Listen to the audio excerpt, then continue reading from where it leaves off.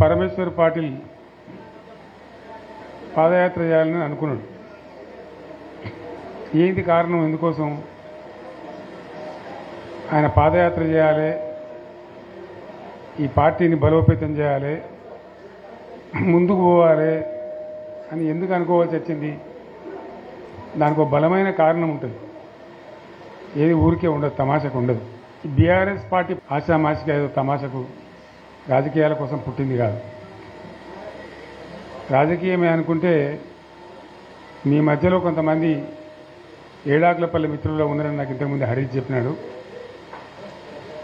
అప్పుడు నేను మంత్రిగా ఉండే టైంలో ఏడాకులపల్లికి వచ్చినాను. ఆ ఏడాకులపల్లి చెరువు ఇవాళ పడుచుకోకపోతే ఆ రోజు నేనే నిలబడి బ్రహ్మాండంగా చేస్తే ఇప్పుడు ఆ చెరువు అన్నం పెడతా ఉంది. మనకు అధికారం లేకపోవడమో, పదవులు లేకపోవడమో, రాజకీయాల కోసమో పుట్టిన పార్టీ కాదు ఇది. మీ అందరికీ నేను మనవి చేసేది ఏంటంటే, ఇలా పరమేశ్వర్ పాటిల్తో పాటు వచ్చిన మిత్రులు మీరు చాలా దీక్షతో వచ్చినారు. మిగతా మిత్రులు కూడా దయచేసి వచ్చిన వాళ్ళు నేను అందరికీ కూడా కోరేది, చారిత్రక సందర్భంలో తెలంగాణ అనేటువంటి ఒక జాతి ఇతరుల చేతుల్లో చిక్కి విలవిల్లాడి సర్వనాశనం అయిపోయిన పరిస్థితి. మీకు ఇంకో విషయం కూడా చెప్పాలి, మీరు జహీరాబాద్ నుంచి వచ్చినారు కాబట్టి. నేను ఉద్యమానికి ఇక పోవాలి, ఇక తప్పదు, తెలంగాణ అయితే తప్ప ఈ గడ్డకు విముక్తి రాదు, ఈ రైతులు బాగుపడరు, ఖచ్చితంగా 600 తేల్చుకోవాలని చెప్పి ఒక నిర్ణయానికి వచ్చింది. నిర్ణయానికి వచ్చిన తర్వాత రంగారెడ్డి జిల్లాలో నాకు ఒక భూమి ఉంది. ఇక గవర్నమెంట్ ఇళ్లలో మనం ఉండొద్దు కదా ఉద్యమం చేసేటప్పుడు, ఇండిపెండెంట్గానే ఉండాలని చెప్పి నిర్ణయం చేసుకొని ఆ భూమిని అమ్మేసి బంజారాహిల్స్లో నేను ఉండే ఇల్లు కొనుక్కున్నాను. కొన్ని డబ్బులు మిగిలి ఉండే, మిగిలితే కన్నా భూమి కొందామంటే ఒక ఆయన కలిసింది నాకు. వాళ్ళు కలిసిన ఆయన కాళహస్తి ఆయన గోపాలకృష్ణారెడ్డి అని నా దోస్తుండే. ఎక్కడ పోయినామంటే ఇట్లా ఇల్లు కట్టుకుంటున్నా అని చెప్పి కొన్ని డబ్బుల్ని భూమి కొనుక్కోవాలంటే, నెల్లూరు ఆయన ఒక ఆయన ఉన్నాడు, నేను రేపు చెప్తాను, నీ దగ్గరికి వస్తాడు, ఆయన తీసుకుపోయి నీకు భూములు చూపెడతాడు అని చెప్పాడు. ఎవరు? నెల్లూరు ఆయన. సరే రాని మానికైతే చూద్దామని నేను పొద్దున వచ్చింది. వచ్చిన తర్వాత పోదాం సార్ అని బయలుదేరిన తర్వాత ఇక చక్కగా నారాయణఖేడ్ దాకా పోవాలి సార్ అని. సరే మంచిది పా అని చెప్పి సదాశివపేట కన్నా ముందు నుంచి చూపెడుతుంది నాకు. సదాశివపేట కన్నా జర ముందు నుంచి ఆడ 1700 ఎకరాలు ఆయనే అడ్వాన్స్ ఇచ్చింది. 1700 ఎకరాలు.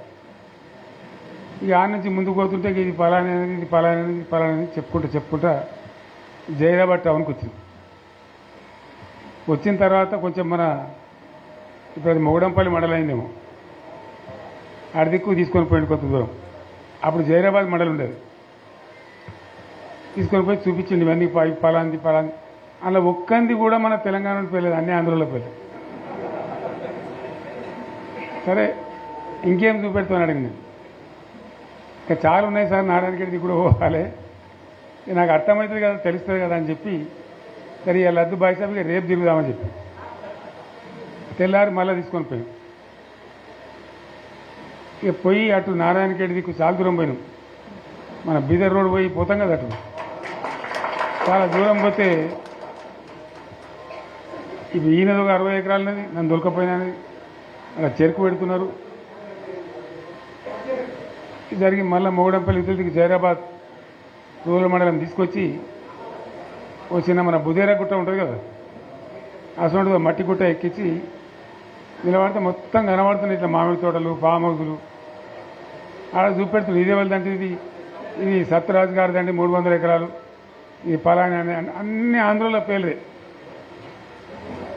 మన జైరాబాద్ నియోజకవర్గంలో కూడా, నారాయణఖేడ్ నియోజకవర్గంలో కూడా అవి చూసిన తర్వాత నేను రాత్రి హైదరాబాద్ వచ్చిన తర్వాత మిత్రులతో మాట్లాడి ఇక ఉన్న తెలంగాణ ఇప్పటికే పోయింది, 600 సరే తెలంగాణ కావాల్సిందిగా ప్రాణం పోయినా సరే కొట్టాలని చెప్పి జైరాబాద్ నారాయణ ఖేడ్ చూసిన తర్వాతనే ఇంకింత బలమైన నిర్ణయం తీసుకొని మొండిగా పోరాటానికి పోయినాం. ఇంకో విషయం కూడా మీకు నేను చెప్పాలి. అయితే ఇతరులు వచ్చి తెలంగాణ భూములు ఆక్రమించడానికి, తెలంగాణ ఉద్యోగాలు కొట్టేయడానికి, తెలంగాణ నీళ్లు మలుపుకొని పోవడానికి ఎవరు కారణం దీనికి? దయచేసి బాగా ఆలోచించాలి. నేను చెప్పేది వట్టి ముచ్చట కాదు. మీరు వచ్చిన వాళ్ళు కూడా వట్టి వాళ్ళు కాదు. ఎందుకు జరిగింది 60 ఏళ్ళు తెలంగాణతోని? ఈ పరాశకాలు ఎవరు? ఆజ్ఞుడు ఎవడు? దీని కారకులు ఎవరు? ఇది చాలా ముఖ్యమైన విషయం. దయచేసి నేను చెప్పేది వినాలి. మీరు వెళ్ళిన తర్వాత మేము ఈ గ్రామాలలో చర్చ కూడా పెట్టాలని నేను కోరుతున్నాను. తెలంగాణ ఆగమైపోవద్దు కదా, నబటోని ముందర జారిపడద్దు కదా, మనకు కూడా చీము నెత్తురు పౌరుషం ఉండాలి కదా. ఏం జరిగింది? ఎవడు దీన్ని నాశనం పట్టించినాడు? ఎవడు? కాదు కాదు, మన తెలంగాణ వాళ్ళే. సింపుల్ ముచ్చట కదా. దోపిడీ చేద్దామని వచ్చేటోడు ఎప్పుడు దోపిడీదారుడే, కానీ వాడిని సర్ది కట్టినాడు ఎవడు? నేను ఉద్యమంలో చెప్పే కదా, కత్తి ఆంధ్ర ఉందే కానీ పొడిచేటోడు తెలంగాణ ఉండే. వాస్తవం చెప్తున్నాను నేను మీకు. ఆ రోజు కూడా అదే కథ. తెలంగాణలో గట్టిగా ఉంటే ఆనాడున్న కాంగ్రెస్ నాయకులు సమస్య లేదు మాది మేము ఉంటామంటే ఎందుకు కలుపుతుంది ఆంధ్రతోని? ఏమక్కర ఏర్పడుతుండే? మనోళ్ళ యొక్క తెలివి తక్కువతనము, బలహీనతనే మనల్ని జబర్దస్తి కొంచెంపోయి ఆంధ్రలో కలిపింది. ఆ గోస 60 ఏళ్ళు అనుభవించినాం మనం. ఏం గోస అది నాకు అర్థం కాదు. లేక కాదు కదా. కరెంటుకి ఏం గోస పడ్డాం? ఏం పరాస్కలు ఆడు మనతోని? ఒకడు బట్టలు ఆరేయాలంటాడు, ఇంకోటి అంటాడు. జోకులు మన మీద. ఆ ట్రాన్స్ఫార్మర్లు కాలిపోడు, మనం లంచాలు ఇచ్చుడు. ఒకసారి యాడ్ చేసుకుంటే ఇప్పుడు మళ్ళీ కళ్ళకి నీళ్ళు వస్తాయి. ఎందుకు పడ్డాం అంత బాధ, అంత అవస్థ? ఆనాడు నేను వచ్చి తిరిగిన బాగా, కానీ నేను ఒక మంత్రిని మాత్రం నేను చేయగలిగేది తక్కువ. ఉన్నంతలో తిరిగిన మా బడంగపేట చెరువు కానీ, ఏడాకులపల్లి చెరువు కానీ, గొడిగాడిపల్లి చెరువు కానీ కొన్ని పనులేదో చేయగలిగినాం అప్పుడు చేసినంతలో. కానీ ఇక ఎందుకైనా మంచిది ప్రాణం పోయినా సరే అని చెప్పి కొట్లాడినాం, దిగినాం. కొందరు వెనుక, కొందరు ముందు. మనోళ్ళు జమ కావడానికి ఆలస్యం పట్టింది, టైం పట్టింది. కానీ తెలంగాణ తెచ్చుకున్నాం. ఒక 20-25 ఏళ్ళు గోసపడ్డ కరెంటు. 25 ఏళ్ళు కదా. మూటలు గాలుడు, ట్రాన్స్ఫారం గాలుడు, లంచాలిచ్చుడు, అంత గోసపడ్డటువంటి బాధను 6-7 నెలలనే 24 గంటలు అందరికీ కరెంట్ స్టార్ట్ చేసినాం. మరి కాంగ్రెస్ వాళ్ళు చాలా పెద్ద సిపాయిలైన ఇది. ఒకరిని మించిన వాడు ఉండే.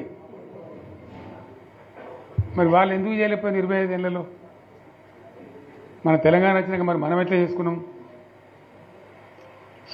నడుపుకున్నాం 7-8 ఏళ్ళు. మంచినీళ్ళ బాధ పూర్తిగా తీర్చుకున్నాం. ప్రతి ఇంటికి నల్లాల ద్వారా నీళ్ళు వచ్చినట్టు ప్రతి ఇంట్లో నల్లా పెట్టి నీళ్ళు ఇచ్చుకున్నాం. తెలంగాణ వస్తే లాభమైంది. మా ప్రజలకు కొన్ని మౌలికమైన బాధలు పోవాలి, కొన్ని అవస్థలు తీరాలని చెప్పి మిషన్ భగీరథ కావచ్చు, మరొకటి కావచ్చు, కరెంటు కావచ్చు తెచ్చుకున్నాం. 24 గంటలు కరెంట్ ఇచ్చుకున్నాం. ఏమైనా ప్రాజెక్టు చెరువు కింద నీళ్ళు తీసుకుంటే బంద్ చేసినాం. నీటి తీరువ రద్దు చేసినాం. అట్లా ఎన్నో సదుపాయాలు చేసుకున్నాం. రైతులకు బాగా జరుగుతుండే. అప్పుడప్పుడు ఏమవుతుంది, కొన్ని దుష్ట దినాలు వస్తాయి, చెడు గడియలు వస్తాయి. మనోళ్ళు కూడా అలవోకగా ఓట్లేసారు. మీరు గొప్పలో మీరు మాణిక్యరావుని గెలిపించారు. కానీ కొన్ని నియోజకవర్గాలలో నేను చెప్పిన కూడా అప్పుడు మంది మాటలు పట్టుకొని మారుమానం పోతే మళ్ళొచ్చే వరకు ఇల్లు కాలిపోతుంది, వీళ్ళని నమ్మితే అమాంతం మింగుతారు, మోసపోతాం, రైతు బంధుకు రామరామ అంటారు, దళిత బంధుకు జై భీమ్ అంటారు. వీళ్ళు ముంచుతారా నాయన అని చెప్పిన నేను. ఏమో వీని సంగతి ఎంతో చూద్దామని ఆయనతో వేసారు. వేసింది ఇరుకపోయారు, బాయిలో పడ్డారు, అయిపోయి ఉన్నాయి అన్ని వీక్ అయిపోయారు. మళ్ళీ మొదటికి వచ్చానా కైలాసం ఆడలో పెద్ద పంపించినట్టు అయింది మళ్ళీ. అంతే కదా, గ్యారంటీగా మంచిగా సంసారం జరుగుతుంది. ఇద్దరు తువ్వకొచ్చినాం, రైతులు ఇంత ముఖం తెలివైతుండ్రి, ఇంత బాకీలు కట్టుకుంటుండ్రి. ఎంతోమంది పాపం సిటీలు వేసుకుందరు, ఏదో వేసుకుందరు. రైతు బంధు పైసలు పడితే ఎంత సంతోషం ఉంటుండే. ఆయన పోయిన ఇప్పుడు గంగలు గడిచిపోయి ఇప్పుడు వాడు ఇత్తడో ఏడో భగవంతుని కనుక ఇచ్చినా కూడా మోసమే. ఏదో మళ్ళీ ఎలక్షన్ కోసం దానికోసం చేస్తారు తప్ప కడుపు నిండా ప్రేమను ఇచ్చేది గిట్లే ఉంటుందా? మనం ఉన్నప్పుడు కరోనా వచ్చింది. కరోనా వస్తే కూడా నేను రైతు బంధు ఆపలే. కరోనా వచ్చి రాష్ట్రానికి రూపాయి ఆదాయం రాకపోయినా వ్యవసాయం అయితే జరగాలి కదా, తప్పద్దని చెప్పి ఈవెన్ కరోనా ఉంటే కూడా రైతు బంధు ఆపలే. అంత ఒక నిర్ణయం తీసుకొని రైతాంగాన్ని నిలబెట్టాలని, కాపాడుకోవాలని చెప్పి ఒక 4-5 మంచి స్కీములు తెచ్చి వాళ్ళని కాపాడుకున్నాం. గౌరవంగా బతికిన రైతులు ఒక ధీమా వచ్చినండి. రైతు బీమా పడితే ఎంతమందికి సాయం జరిగింది? గుంట భూమి ఉన్న కూడా మంచిగా సాయం జరిగింది, చిన్న రైతు కూడా సాయం జరిగింది. అట్లా అందరికీ మనం గొర్రెల కాపలకు గొర్రెలు ఇవ్వడం కానీ, చేప పిల్లలు కానీ, అనేక రకాల అన్ని వర్గాల ప్రజలను ఎట్లా ఆదుకోవాలని అట్లా ఆదుకున్నాం. మా తెలంగాణ కదా మేము తెచ్చుకున్నాం కష్టపడి. మా వాళ్ళందరి పైకి రావాలి.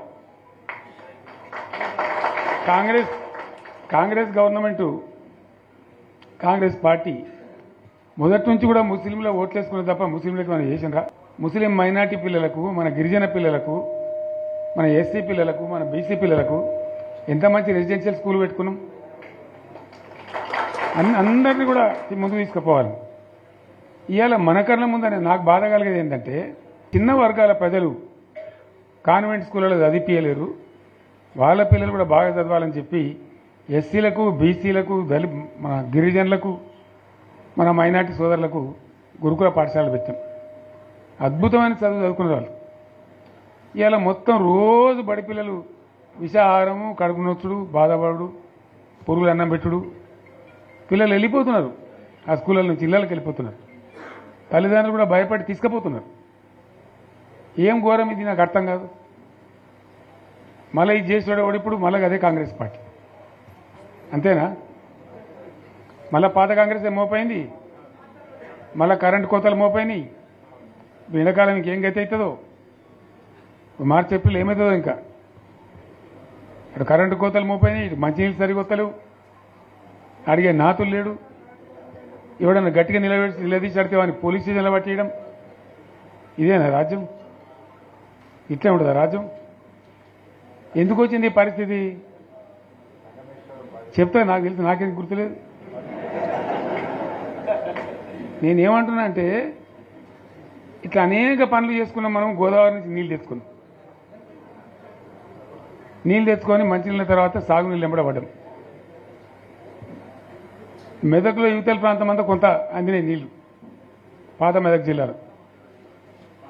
మీదికి మిగిలిపోయినాయి మన 2 తాలూకాలు ఉండే, నారాయణఖేడ్, జైరాబాద్. వాళ్ళకి నీళ్ళు రావాలి. ఎట్లా రావాలి గోదావరి నీళ్లు? సింగూరు ఓ టైంలో నిండుతుంది, ఓ టైంలో నిండది. మరి నిండినప్పుడు ఎట్లా? గోదావరి నీళ్ళే దిక్కు. ఇక్కడ ఏదైతే మల్లన్న సాగర్ కట్టామో 50 టీఎంసీలతోని, దీనికే లింకు చేసి సింగూరు నింపేటట్టు సింగూరు నుంచి లిఫ్ట్ చేసి సంగమేశ్వర, బసవేశ్వర అని 2 లిఫ్ట్లు పెట్టుకున్నాం. 2 తాలూకాలకు, రెండింటికి కూడా లక్ష ఎకరాల పైచీలకు వచ్చేటట్టు ఎకరాల నీళ్ళ స్టేట్ పెట్టుకున్నాం. టెండర్లు పిలిచినాం, పనులు స్టార్ట్ అయినాయి, గుత్తేదారులు వచ్చిండ్రు, పనులు మొదలుపెట్టిండ్రు. ఇవాళ ఈ కాంగ్రెస్ గవర్నమెంట్ ఆ టెండర్లు ఎందుకు ఆపింది? సంగమేశ్వర, బసవేశ్వర ఎత్తిపోతల పథకాలు ఎందుకు నిలిపేసింది? ఎవరి కోసం నిలిపేసినట్టు? నేను హరీష్ రావుకు చెప్తున్నా, మీరు 2 తాలూకాల ప్రజలను కూడా సమీకరించి సంగమేశ్వర, బసవేశ్వర మీద పెద్ద ఎత్తున దండయాత్ర చేయాలి, పోరాటం చేయాలి. తప్పదు కదా, కొట్లాడితేనే తెలంగాణ వచ్చింది. ఇది కూడా రావాలని కొట్లాడనంటే ప్రజలు విజృంభించాలి, అయితేనే నీళ్ళు వస్తాయి. సంగమేశ్వర లిఫ్ట్ రావాల్సిందే, బసవేశ్వర లిఫ్ట్ రావాల్సిందే. ఖచ్చితంగా 2 తాలూకాలకు కూడా 1,50,000 ఎకరాలకు నీళ్లు వస్తే పంటలు పండితే మనం బతుకుతాం. అంతే కదా. ఆందోళన కొడితే దానిలో సంగమేశ్వర బసవేశ్వర ఆందోళన కూడా ఉంది. సింగూరు కాక సింగూరు మీది ప్రాంతానికి వచ్చేదంతా కూడా దాదాపు 70,000-80,000 ఎకరాల ఆందోళన కూడా ఉంది. సో అంత మంచి ప్రాజెక్ట్ ఇవాళ కాంగ్రెస్ ఎందుకు ఆపింది? ఓ మినిస్టర్ ఉన్నాడా, ఆయన ఆందోళన. మరి ఆయన ఏం చేస్తున్నట్టు? ఏం మంత్రి పదవులు, ముఖ్యమంత్రి పదవులు ఎందుకు? 10 మందికి మెయిల్ చేయటానికా, లేదా తమాషా చేయడానికా? డ్రామా కాదు కదా. కాబట్టి మనం వీళ్ళ మెడలు వంచి ఖచ్చితంగా వాటిని సాధించాలంటే పోరాటానికి సిద్ధం కావాలి. ఓపిక పెట్టినాం మనం ఓపిక పెట్టలేదు. ఇప్పుడు 14 ఏళ్ళు అవుతుంది ఈ గవర్నమెంట్ వచ్చి. మనం ముందే అంటే మనం కన్నేరు అందరూ ఇంకోటి అందరూ ఓపిక పెట్టినాం. ఇప్పుడు వాళ్ళు ఇక కుయ్యలేదు, కుట్టుకోలేదు, ఏం లేదు, మాటనే లేదు. అంటే మనం కొట్లాడేయాలి. ప్రత్యక్ష ప్రజా పోరాటాలు లేవదీసి ఖచ్చితంగా ఈ ప్రభుత్వం మెడలు వంచి సంగమేశ్వర బసవేశ్వర సాధించాలి. అటువంటి అవసరం ఏర్పడితే పోరాటాన్ని నేను కూడా మీతో పాటు వస్తానని మనం చేస్తాను. తప్పదు. మరి మనకేం చేస్తాం? మంచి మాట మంచి మాట, చెడ్డ మాట చెడ్డ మాట, అంతే కదా. పోరాటం నిలదీయాల్సిందే. మీ ఎమ్మెల్యే మాణిక్యరావు నాయకత్వంలో, అక్కడ మాజీ ఎమ్మెల్యే భూపాలరెడ్డి నాయకత్వంలో, మీ జిల్లా నాయకుడు హరీష్ నాయకత్వంలో ఖచ్చితంగా దీని మీద పోరాటానికి మీరు బాటలు ఏర్పాటు చేయండి. మొత్తం యావత్ జిల్లా కూడా మీతో కలిసి వస్తుంది. అందరు నాయకులు వస్తారు, అందరు కూడా ఉంటారు. సంగారెడ్డి ఎమ్మెల్యే గారు కూడా మీతో పాటు ఉంటారు. అందరం కలిసి కొట్లాట తప్ప రాదు. అయితే ఈ కొట్లాట మనకు తప్పదు. ఎవలకు?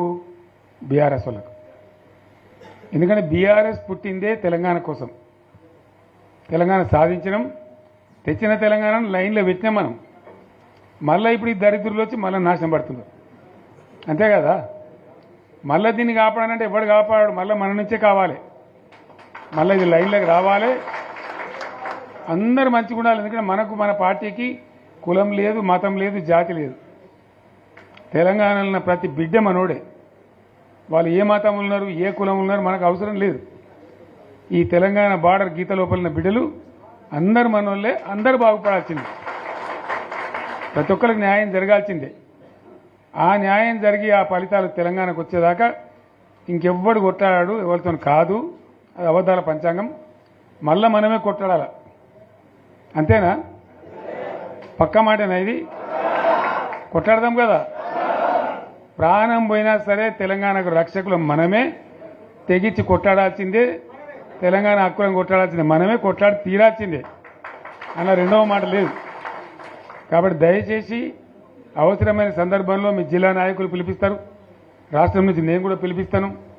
మీరు సిద్ధపడి ప్రత్యక్ష ప్రజా పోరాటాలు లేవదీసైనా సరే మన ప్రాజెక్టులు సాధించుకోవాలి, మన నీళ్లు సాధించుకోవాలి, మన ప్రజలకు అన్యాయం జరుగుతుంటే ఎదురు తిరగాలి, కొట్లాడాలి. తప్పకుండా ప్రజలకు న్యాయం చేసేదాకా మనం ముందుకు పోతూనే ఉండాలి. తెలంగాణ కోసమే బయలుదేరిన జెండా గులాబీ జెండా. తెలంగాణను సాధించింది గులాబీ జెండా. తెలంగాణను మంచిగా చేసి లైన్లో పెట్టింది గులాబీ జెండా. భారతదేశంలో నంబర్ 1 అనేక విషయాలలో చేసి సాధించి చూపెట్టింది గులాబీ జెండా. జర్రంత మోసం జరిగింది. ఆ జర్రంత మోసానికి ఇవాళ ఓడోడిగా ఉనుక మీద రోకలనే దుంకులాడుతుండు, అంతే కదా. ఎందుకు వానికి దాని కూడా ఏమేమో మాట్లాడుతుండు. సరే, నేను గంభీరంగా మౌనంగా చూస్తున్నా. నేను కొడితే వట్టి కొట్టు నాకు అలవాట్లేదు కదా.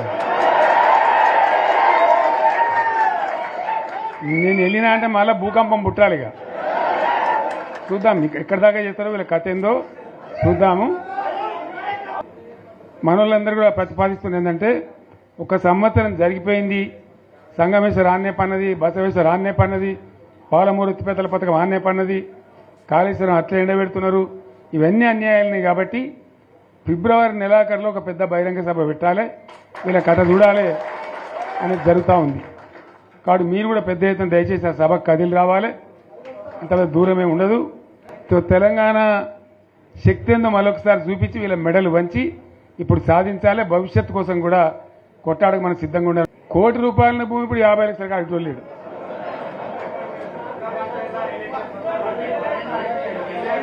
ఈ ఒక్కని బాధగా ఉంది వచ్చారు హైదరాబాద్కి. అందులోకి ఇద్దరు ముస్లిం సోదరులు వచ్చారు. साहब सोप तबाह हो गया, इफलासी मुफ्त क्या तबाह हो गया, तुम्हारे क्या हो, तुम हैदराबाद में तुम लोग हैं, मेरा कारोबार है साहब, मेरा छोटा मोटा कारोबार है, होटल भी है, 70% गिर गया अब. हर कोई पूछ रहे, हर कोई केसीआर को याद कर रहा है साहब अंటారు. వాళ్ళు మాట్లాడుతున్నారు. ఎక్కడ ప్రతి ఒక్కరు భూముల ధరలు పోయినాయి, మన్ను పోయినాయి, మసానం అన్ని పోయినాయి. ఎంత మంచిగా 4 ఎకరాల రైతు నేను 4 కోట్ల ఆసామని అనుకుంటుండే, అంత ధీమా ఉండే, ఎంత బాగుండే. హైదరాబాద్ నుంచి అడిగితే కూడా వచ్చి మనం ఇవ్వకపోదాం భూములు, డిమాండ్ పెరగానని. అంత బ్రహ్మాండంగా మారుమూల ప్రాంతంలో కూడా 40 లక్షలు 50 లక్షలు ఎకరానికి ఉండే.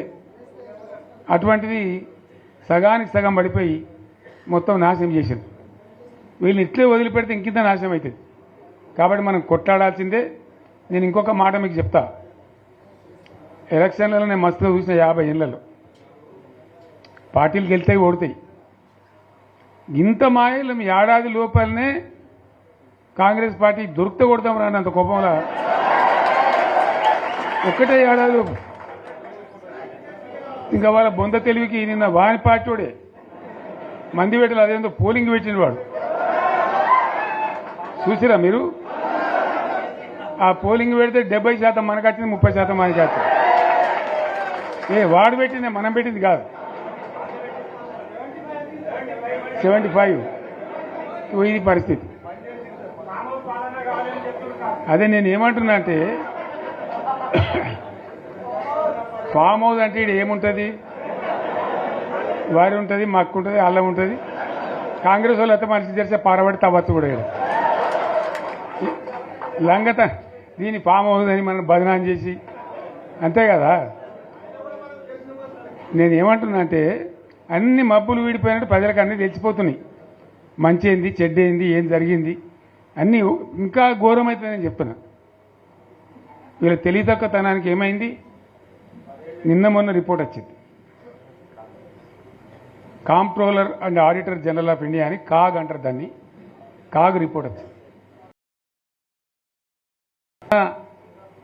గవర్నమెంట్లో వచ్చిన ఆదాయం కంటే 13,000 కోట్ల రూపాయల ఆదాయం తగ్గిపోయింది. ఇంకా మార్చికి పోయే వరకల్లా ఇంకో 3-4 కోట్ల అవుతుంది. అంటే 15,000 కోట్ల ఆదాయం పోతుంది. 15,000 కోట్లు పెంచుకుంటూ పోయినా, నేను చెప్పి చేసుకుంటూ పోయినాను.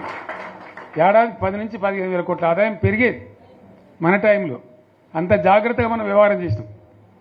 ఇలా ఉల్టా 15,000 కోట్లు పడిపోయింది. ఇంకా వాడేమి ఇస్తాడు, ఇక ఇంకేమైనా ఇస్తారా? ఇంకో 4-5 నెలలు అయితే జీతాలకే కష్టమైంది ఉంటుండ్రు. అందరు పెండింగ్ పెట్టి రిటైర్ అయిన దొరుకుతలు పైసలు మీరు చూస్తాను కదా పేపర్లలో. సో ఆ విధంగా రాష్ట్ర ఆర్థిక పరిస్థితిని కూడా దివాలా తీయించారు. ఇవ్వాల్సినేం కాదు. 100కు 100% ఇప్పటికే ప్రజల నిర్ణయానికి వచ్చిండ్రు. డెఫినెట్గా రాబోయే గవర్నమెంట్ మనదే అని అనుమానం కూడా అవసరం లేదు. ఏమాత్రం అనుమానం అవసరం లేదు. ఆ విధంగా పరిస్థితి ఇప్పటికే తయారై ఉంది. కాబట్టి దయచేసి నేను మీ అందరినీ కోరేది, మీకు మంచి ఎమ్మెల్యే ఉన్నాడు మాణిక్రావు గారు. ఆయన నాయకత్వంలో మంచిగా పనిచేసి మంచిగా ముందుకు పోయి చాలా చక్కగా మంచి ఫలితాలు భవిష్యత్తులో సాధించాలి. పరమేశ్వర్ పాటిల్ గారికి, వారు వెంట వచ్చిన మిత్రులకు నేను ప్రత్యేకంగా ధన్యవాదాలు తెలుపుతా ఉన్నా. ఇటువంటి కార్యకర్తలు, ఇటువంటి నాయకులే పార్టీకి పట్టుబొమ్మలు, తెలంగాణ జాతి రత్నాలు. తెలంగాణకు ప్రమాదం వచ్చిందన్నప్పుడల్లా ఇటువంటి బిడ్డలే అక్కడో లేచి నిలబడి మళ్ళా మా తెలంగాణని ఆ సోయి చూపెడతా ఉన్నారు. మీరు నడిచిన 140 కిలోమీటర్ల పాదయాత్ర వృధా పోదు. ప్రజలందరూ మిమ్మల్ని చూసిండ్రు. దాంగా తోపంట కూడా మీతో ఎంతోమంది మాట్లాడిండ్రు, అడిగిండ్రు మిమ్మల్ని ఎందుకు పాదయాత్ర ఇస్తున్నది. మీరు కూడా అందరికి చెప్పిండ్రు, అంతే కదా. మీకు కూడా అర్థమైంది ప్రజలు ఎంత వ్యతిరేకం ఉన్నదనేది. సో ఆ రకంగా మీ పాదయాత్ర వృధా పోదు, మీ కష్టం వృధా పోదు. తప్పకుండా రాబోయే రోజుల్లో విజయం మనదే. అయితే మన విజయం మన కోసం కాదు, అది తెలంగాణ విజయం కావాలి, తెలంగాణ ప్రజల విజయం కావాలి, తెలంగాణ రైతుల విజయం కావాలి.